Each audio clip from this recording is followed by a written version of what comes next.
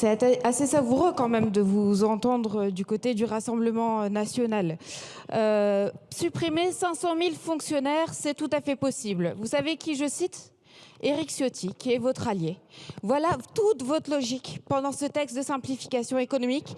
Ça a été de dire obésité administrative, État mammouth, les opérateurs publics, ça nous coûte trop cher, les fonctionnaires, ça nous coûte trop cher. Supprimons les opérateurs, supprimons les comités, supprimons les agences.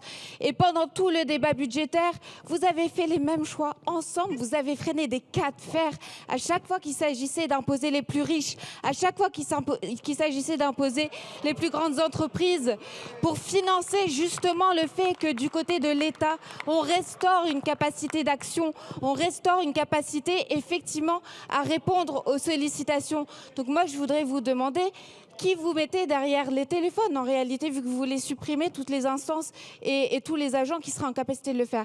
Au moins, l'amendement du gouvernement, il a le mérite de l'honnêteté, il vous le dit.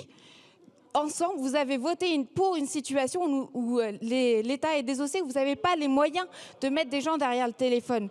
Donc nous, en cohérence, on ne participera pas à ce dialogue hypocrite entre vous, on va s'abstenir.